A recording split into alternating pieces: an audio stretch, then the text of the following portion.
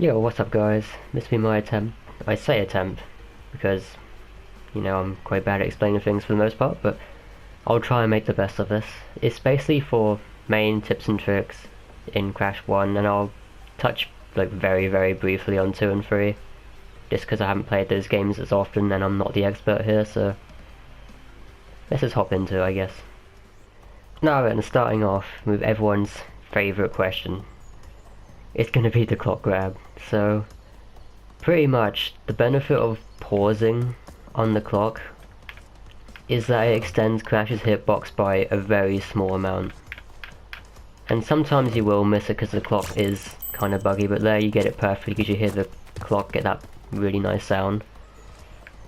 But it basically just extends Crash's hitbox and it allows you to pull away in the other direction as you do so. So like, the other alternative is to literally jump over it, and jumping over clocks, very tricky. You have to really know the timing on that, so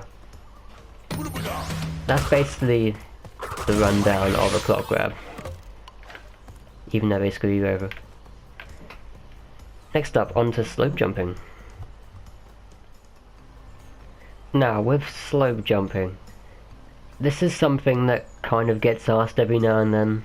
Like, why do I jump on some levels and not other levels? Now, it depends on the surface, right? So here we have what I call a not flat surface. Even though it looks flat, it's not actually flat, and it does slow you down this surface.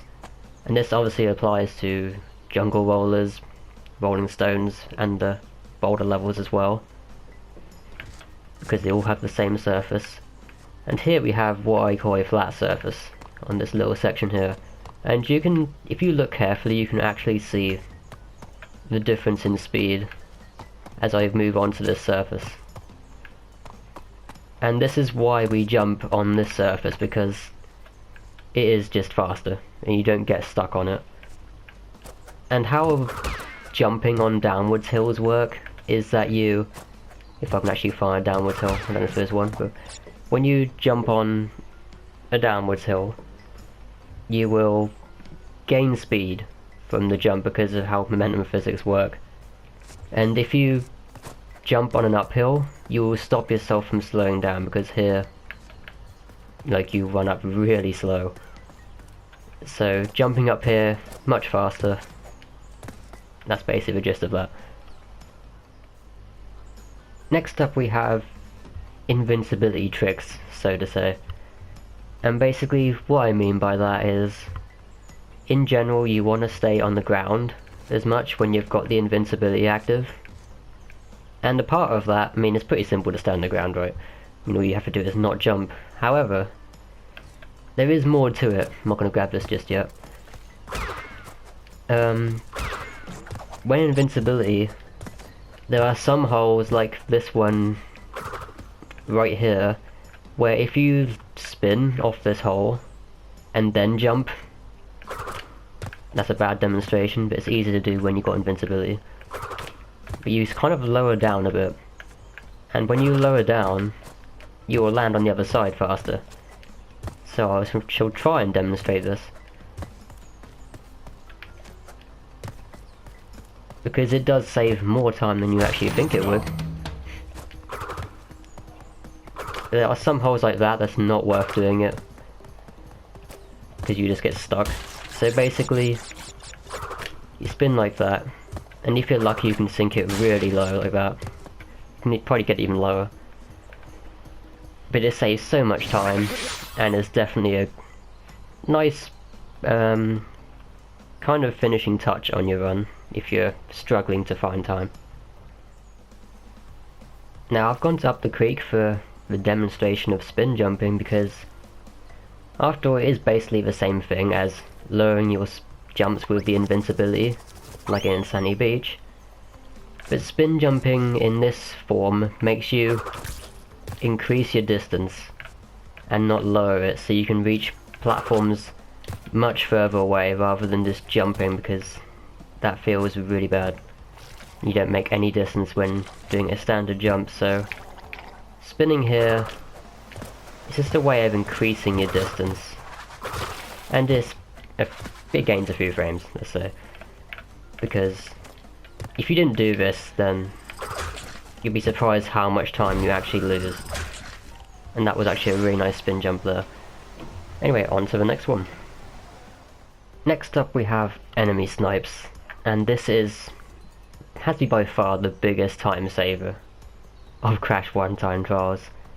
Now we have a 2 box ahead. I'm sure everyone's seen how this works at this point with the runs I do, but in case no one knows this, you can spin skunks into this 2 box, and there are other instances where you can do similar enemy snipes on rolling stones and high road, for instance. But to demonstrate how this is done, you miss the 2 box and you jump over and you spin the skunk backwards. And it is very convenient and a big time save. So definitely worth going for. So then, angles. Now this is a very minor detail which people may miss, especially on these boulder levels. And this applies to pretty much every level in this game, honestly. Some more than others, and this one is a fairly big deal. So, in other words, you want to move with the camera. And you can see the level moving to the side, basically as you come down the hill. And you always want to stick to that side where the camera is going, so the left side here, the right side here, and you then move over to the left because the camera moves over to the left. It's basically cutting corners, essentially, without even really noticing it, I guess, but this is how you do boulders in a general sense, I mean, without missing all the boxes, but it's just sticking to those sides where the camera does go, and you will gain frames from this. In fact, sometimes if you mess this up entirely, you can lose like way over half a second, so bear this in mind. It is a big detail for levels like this.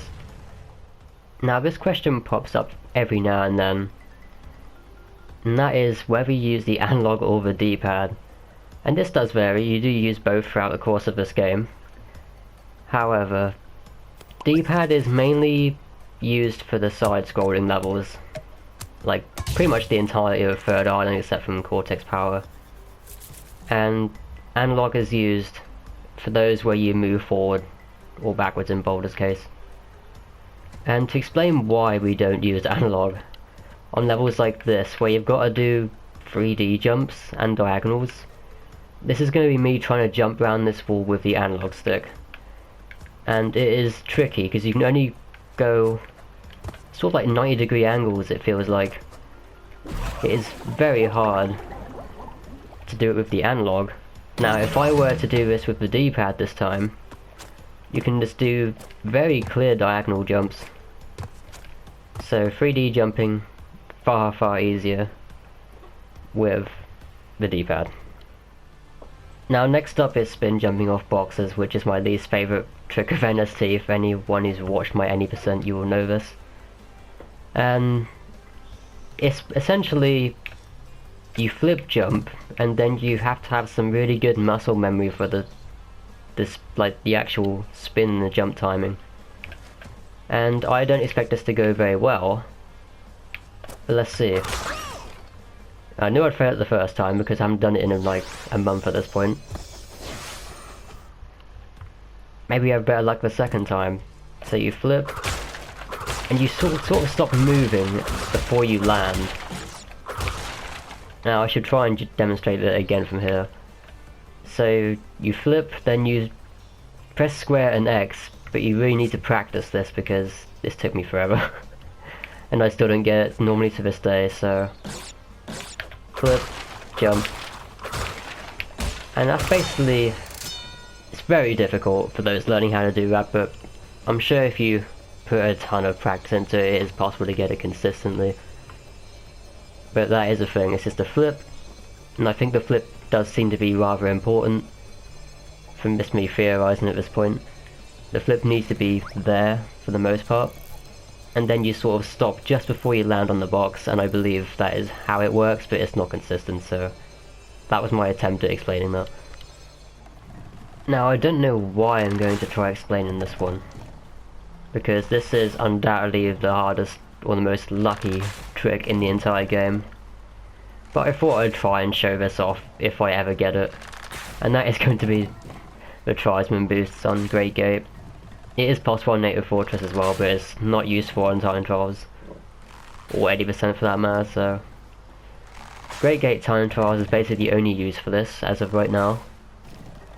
But it's a perfect spin jump timing, and I get it first time. I'm done. I'm done. That's all you need to know, spin jump timing.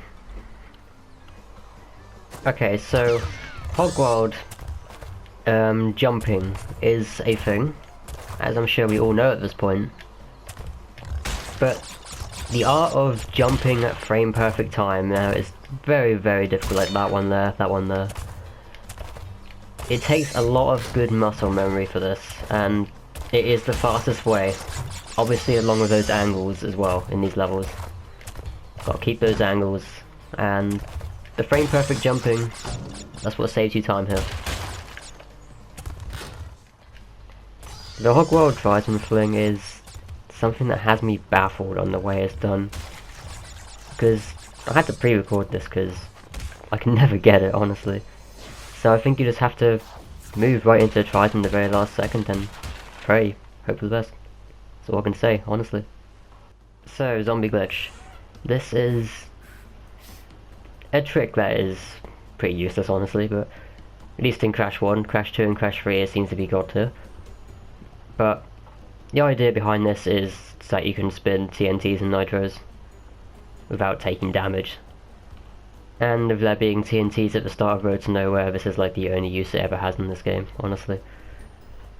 So, the idea is, you jump on a gem platform and then you restart the trial at the very last second. So you jump on it and you wait until like the last frame you can possible. I don't know if it's like that exact, but as very late as you can, that the game will let you restart on. Which I'm not getting very good luck with.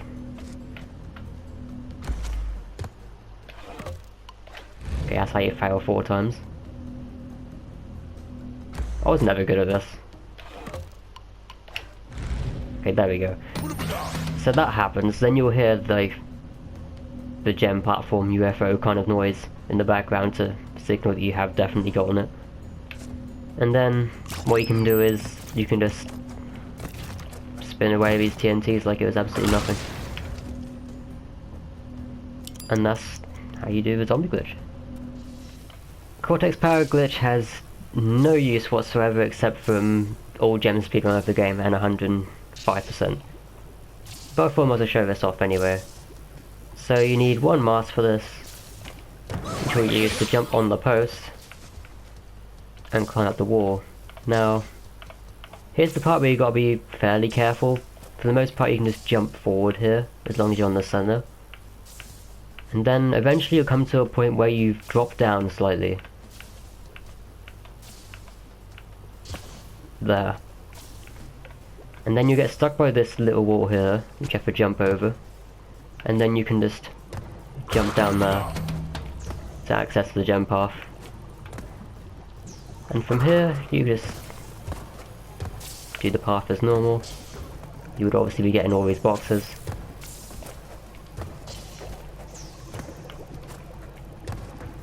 And then when you get to the end, you can then exit the gem route by simply jumping onto here. And that is how you do the Cortex power glitch.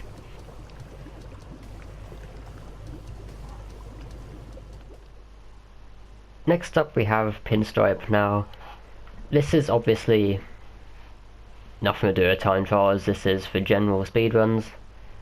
And I thought I'd show this because I don't know how many people know about this, but you can cancel the shooting animation of Pinstripe if you get a perfectly timed spin-in as he's about to fire.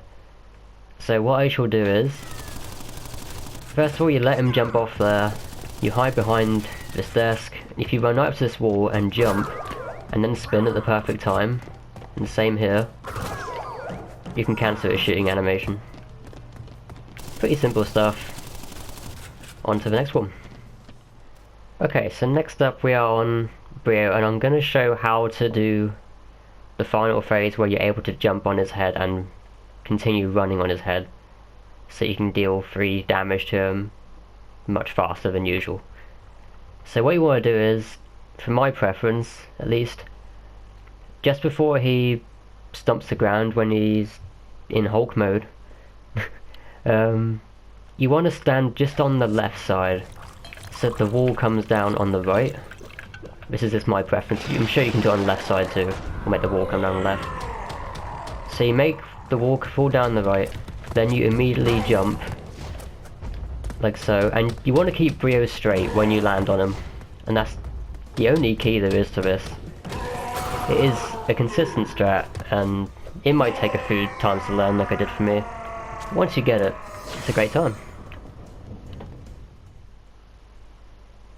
Next up is, well, actually the final thing of Crash 1 even, is the hyper jump. So, I'm sure you've all seen this at this point. You hit the spike and you go flying upwards.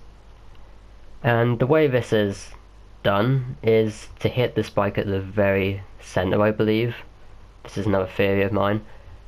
It seems the most consistent, even though it's not consistent at all in some cases, but you hit the center of the spike at the very bottom, and then you mash the jump button to go flying upwards.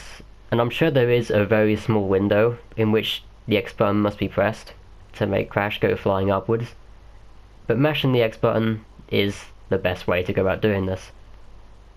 So let's attempt this. This may take a couple of tries. That's why we got a good old checkpoint below. Yeah, I didn't get it that time.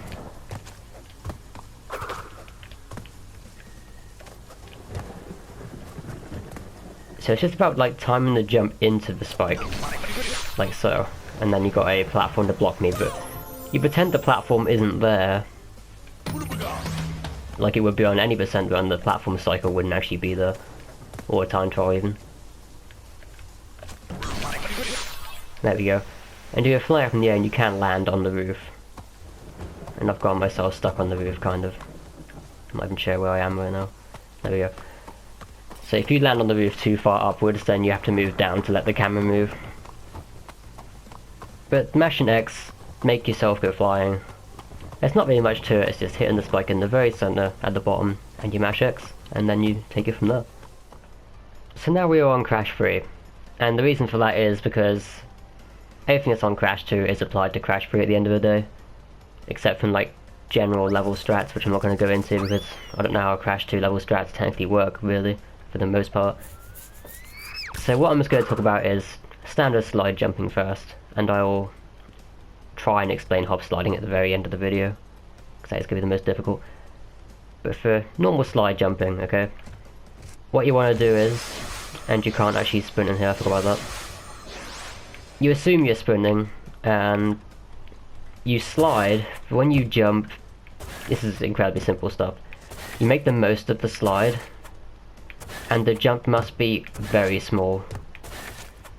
At the start of this game, I was wondering whether it was faster to do a longer jump, but no, this is definitely much slower. So, try and slide as far as possible, and keep the jump very small. And that's that. Okay, so Bazooka Jumps up next. This is obviously only possible in Crash 3, so the way to do this, now this takes a lot of practice, at least for me, is to press L2 and jump at the exact same time. So that you pull out the bazooka and you can fire midair. Because normally you can't move when you get a bazooka out, so obviously the only use for this is to shoot boxes in midair, which you can't because that box is too high here, but some boxes, or you can shoot the one below actually, or you can shoot the chicken. That was rather entertaining. Didn't realise that actually happened. But you can shoot boxes, and you gotta make sure that your settings invert bazooka aiming off. So when you hold up, the bazooka will start moving up as you fire. So L2 and X at the exact same time. And that's how you put that bazooka in midair. Now, Mach Tornadoes. How is the best way of explaining this going to be? Well, first of all, I'm going to take a bash at this, because Hobslides is going to be even harder. What you want to do is, you want to do a slide, a spin, and a jump. So you do that. Not that. Like so. And you want to be doing this onto a surface that's higher than you, such as this wall. So you clip it really quickly. And after you've done that, so you slide, spin, jump, then you just tap square very slowly. But if you tap it too slowly, then the tornado will just cancel out entirely. So, circle, square, X, then you tap square to keep the tornado going, not like that. And the slower you tap square, the longer the tornado will stay for. So if I mash square really quickly, then the tornado will end a bit faster.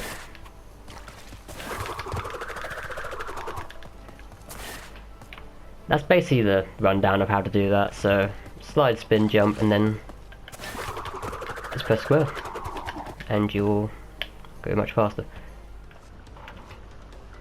Now finally we have hobsliding, and this is obviously the most tricky thing in the game for the majority of people, including myself. And the idea is extremely similar to that of the Mach Tornado, where you do a slide, spin, and a jump. Now, with this one though, you have to, well, at least when I do it, I mash circle 3 times after I do the slide, spin, and the jump, just to make sure I don't miss that window of when a hobslide can be obtained. So I do circle, square, X, and then I press circle 3 times, and I press square 3 times to ensure I get the actual hobslide. If I can do it. And from there you can just press circle and square the entire time. As if you're doing a normal slide spin, but you have to time it still, to some extent, to keep it going. And I dropped it eventually, as I do. It's a very tricky one because Crash has to clip on the surface like relatively quickly, otherwise a hobslide will never happen, basically.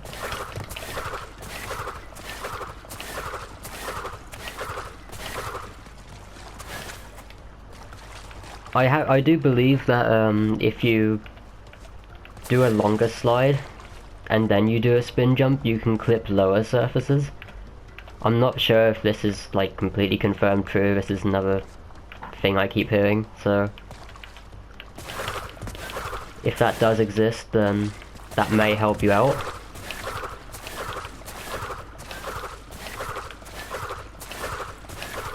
You should be able to keep the hobslide going in a rhythm once you've got it started. The hard part is getting it started for most people, but for me it seems to actually be the other way around. For me it seems to be very difficult to keep it going. And you can do it off triple stack boxes. I have a feeling I'll probably fail it because these are trickier. Not bad to get it. But like a bit timing there involved. You have to slide a lot later than you think you do. So that is basically hobsliding in a nutshell. I hope it did help. It probably didn't, let's face it. I did try to explain the gate clip in the warp room, but I unfortunately couldn't make it work, so I may add the fail at the end, but I didn't know what I was doing. Or I might not, I might just link McCrody's video in the description and see if you can make anything of it. But I tried to copy it and it didn't work, so there's obviously something I'm missing in terms of the gate clip in the Crash Free warp room. Nevertheless, I hope this video helped you out, and I'll see you in the next one. Take care. Okay, so here we are with the stupid gate clip fail which I couldn't get working. I managed to get to the 5th warp room after about 45 minutes. I'm not sure how I made this happen. Even though I know that Coco is the one that can travel through barriers that Crash would get stuck by, essentially. But here I was just trying so much. I was trying to copy like the tutorial videos, and I got to the 5th warp room, but I couldn't access the actual levels themselves. I was very confused. Because I knew you can jump down like this, and you can also jump down with the platform in the middle as well and switch quickly and get through with Coco. But I managed to get that far, and here I just get completely and utterly stuck. I tried everything to get through. I know you meant to switch as Coco, but it didn't let me switch in the first place. It's just a tragic event right here. So I was trying for about 5 minutes switching between Crash and Coco, but I couldn't get to the levels. Yet every other video I see is able to access the levels from this spot, so I've seen people use the save menu to get down there, but yeah, this wasn't working for me. Anyway, Ford Anderson. Anyway, take care guys. Bye bye.